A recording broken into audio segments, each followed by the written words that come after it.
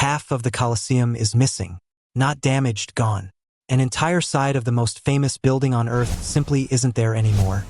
And the reason traces back to a decision nobody made on purpose. Roman engineers built this amphitheater on a drained lake, compensating with a foundation over 12 meters thick. But on one side, the clay underneath was softer than the rest. In 1349, an earthquake found that weak spot and brought half the building down. In 2012, engineers discovered the structure is leaning 40 centimeters.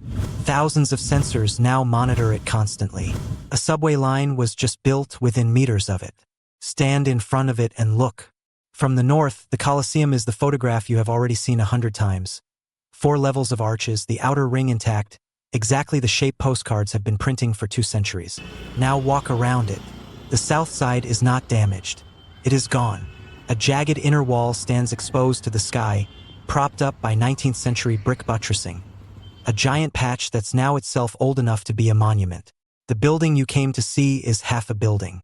Almost everyone photographs the side that's still up. Almost nobody asks the obvious question. Why did this collapse so asymmetrically? Why does decay over 2,000 years happen on one specific side of a structure and not the other? The answer is not random. It is a flaw that was poured into the foundations in the 1st century. And it is the same flaw that, today, makes modern Rome's engineers very nervous about anything that vibrates within a few hundred meters of this building. The numbers are the kind that should already be alarming. There are more than 3,000 documented structural injuries across the surface of this monument. In 2012, engineers discovered the southern side is sitting about 40 centimeters lower than the northern side, a tilt that one academic linked to a possible fracture in the original foundation slab. A metro station now stretches roughly 150 meters long and almost 40 meters deep, immediately adjacent to the amphitheater. That construction took 35 years to finish, only opening in December 2025.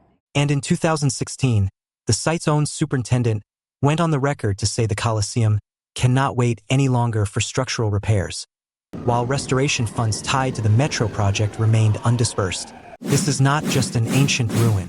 It is a 2,000-year-old structural vulnerability surrounded, in 2026, by sensors, public money fights, and a brand new subway tunnel. To see why, go back to the choice that started it. The site you are looking at was, until the late 1st century, a lake. Specifically, Nero's private artificial lake, in the center of his palace grounds. When Vespasian came to power, he wanted to make a public statement. Tear down the symbol of private decadence and give the people something colossal in its place. So he drained the lake and built a stadium for 50,000 on the lakebed. Politically, it was a perfect move. Engineeringly, it was nearly impossible. The Romans solved it. They dug an elliptical trench close to 40 feet deep into the clay and filled it with concrete. A giant donut-shaped ring, more than 12 meters thick, distributing the weight of the future Colosseum across unstable, reclaimed ground. It is a brilliant piece of engineering. The fact that this building survived 2,000 years on a drained swamp is not luck. It is that foundation. But it did not work everywhere equally. On the southwest side, the clay bed wasn't as firm as the rest. That portion sat on ancient alluvial deposits, looser, less compact, while the north side rested on sand and gravel. The Romans had no instruments to detect that difference. There was no way, in the 1st century, to map the density of the ground beneath a concrete pour at that depth. So they built. The foundation looked, from above, like one continuous ring. Underneath, it was sitting on 2 different kinds of earth. For centuries, it didn't matter. Earthquakes in 442, 484, and 851 cracked and weakened the south side. The building absorbed it. It was the largest freestanding amphitheater in the world. It was still standing. Then came 1349. A major earthquake hit central Italy. The shaking was the same on both sides. The ground was not. The looser deposits under the south side amplified the seismic waves. The outer ring on that side collapsed. Whole sections came down. The damage was permanent.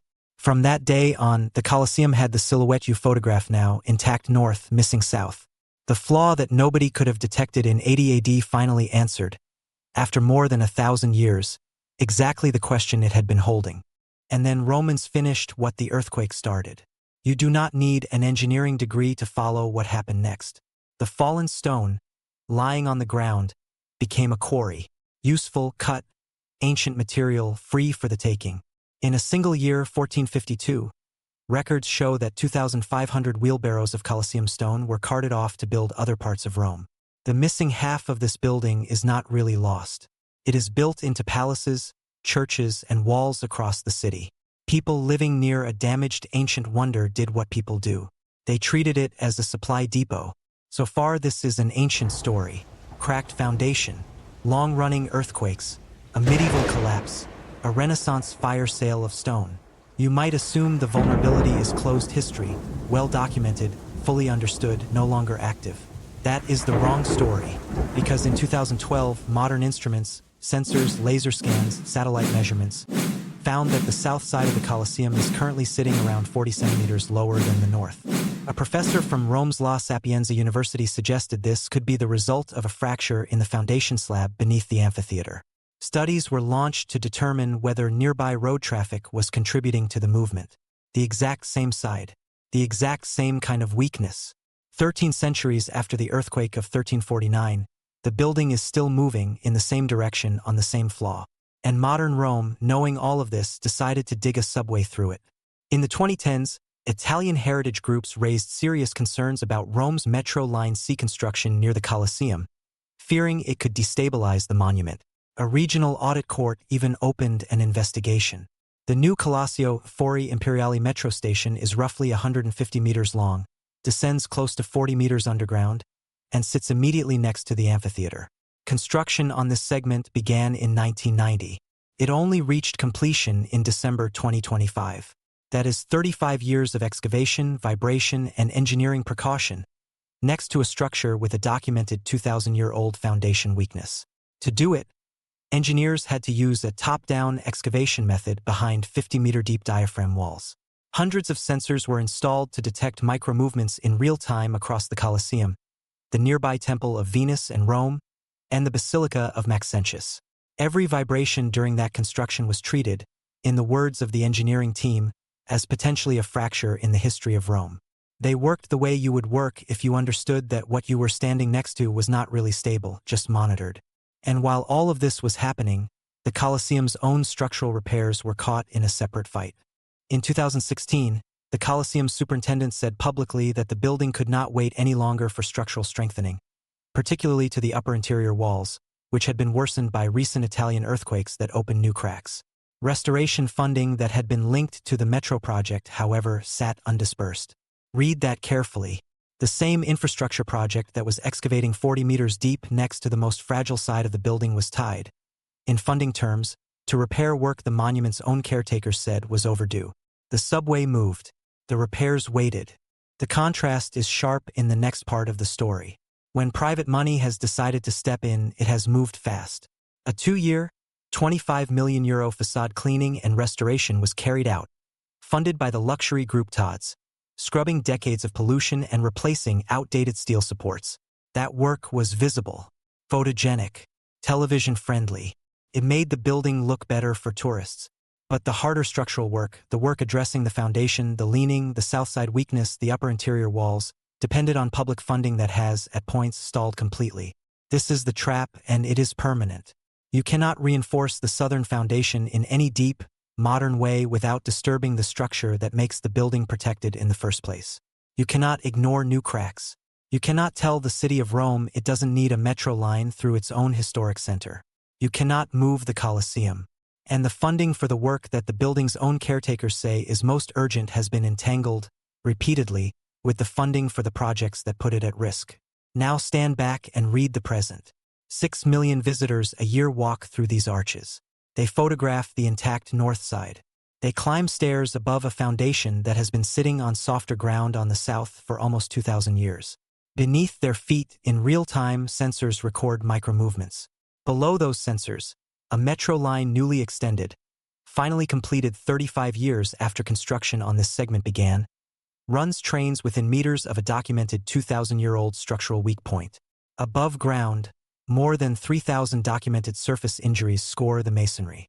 This is what survival actually looks like at this scale and this age. Not stillness, not stability. A building that the world treats as a postcard is, in engineering terms, a slow, ongoing negotiation. Half of it is missing for reasons that were built into it before anyone alive could have detected them. The other half is held up by ancient foundations, modern monitoring, private sponsorships, public arguments, and a culture that has agreed, mostly without saying so out loud, to keep watching rather than to keep fixing. Building something for 50,000 spectators on a drained lake is a remarkable act. The Romans did it. The Romans got away with it for 2 millennia. The bet is that modern Rome can keep getting away with it too. The flaw is still under the floor. The sensors are still on. And the part of the building that fell down in 1349 is the part that knew the truth first.